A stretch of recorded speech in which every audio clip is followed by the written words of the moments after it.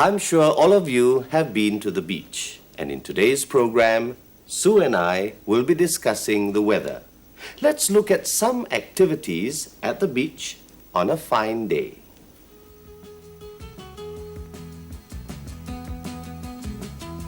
Isn't this a nice day for a picnic? Yes, although the sun is shining very brightly here, you don't feel as hot as places far inland. The sea breeze helps to cool the surroundings. The wind enables people to do board sailing. Strong wind helps to make them move faster. You can also see people flying kites. The sky is usually covered with some clouds. Are these clouds always stationary? Let's look at the clouds through time-lapse photography. Clouds are never stationary. As they build up, they grow in size and change in shape. They can be blown away to another part of the sky.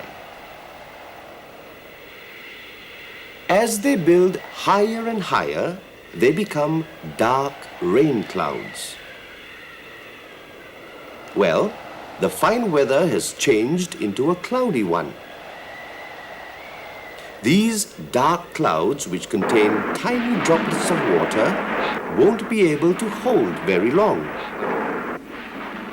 In a short while, they will fall as rain.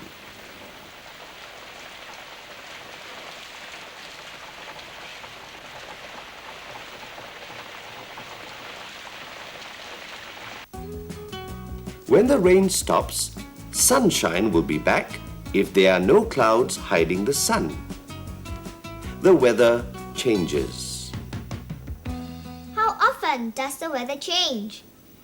And how long do the changes last? Changes in the weather depend on the conditions of the air surrounding the earth. These changes are beyond our control. It's a natural thing. Although we cannot control the changes in the weather, we can predict the changes. The condition of sunshine, temperature, rain, clouds, and wind tell us about the weather, and they help us to predict the weather.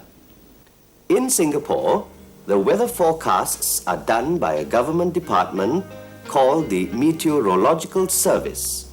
First, let's look at the instruments that are used at the meteorological station.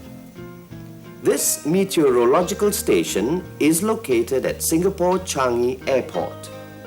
The weather instruments are located outdoors. This is the Stevenson screen.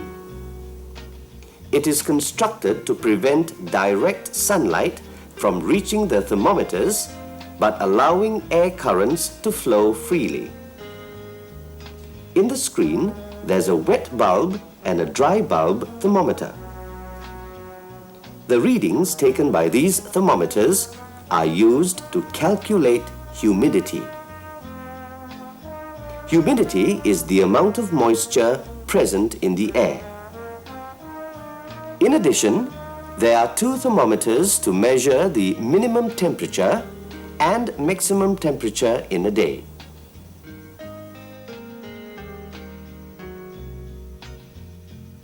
The rain recorder records the amount of rainfall on a chart automatically.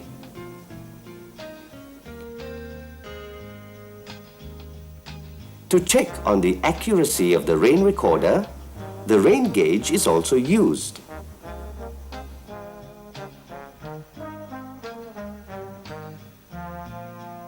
As you know, the rain gauge collects rainwater in a container. Then, it is poured into a measuring cylinder and the reading is taken manually.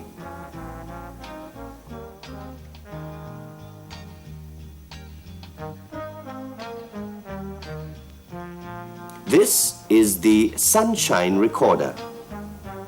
It measures the amount of sunshine from sunrise to sunset. A strip of card with the time indicator is inserted at the base of the sunshine recorder. The recorder works like a magnifying glass if there is sunshine. It will burn a mark on the card. Here's an example. There's sunshine between 11:30 a.m. and 2:30 p.m. Between 2:30 p.m. and 6 p.m., it's cloudy and there's no burn mark.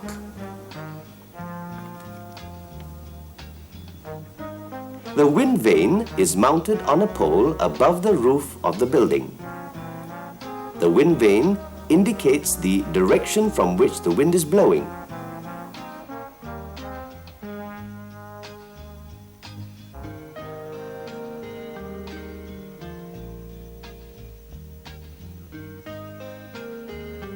It is linked to a machine which records the directions on a chart automatically.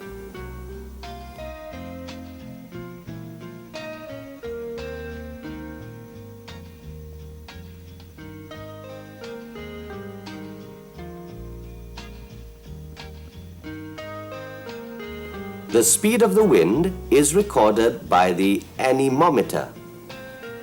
This is the pressure tube anemometer. Wind rushes into a tube.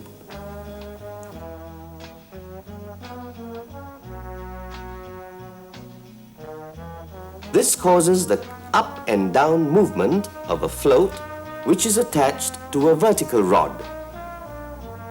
A recording pen attached to this rod makes a record of the wind speed on a chart.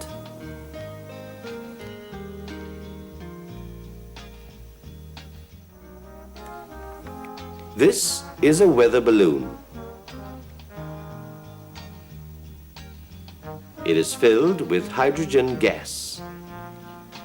A radio sonde, which consists of weather instruments, is attached to it.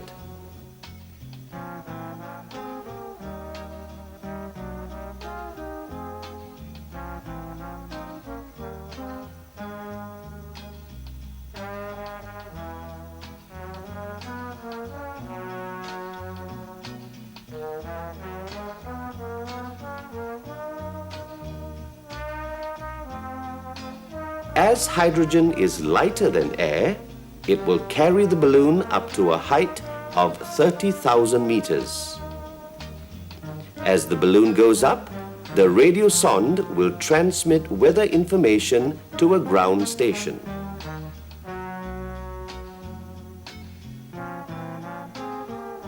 A computer records the transmitted information.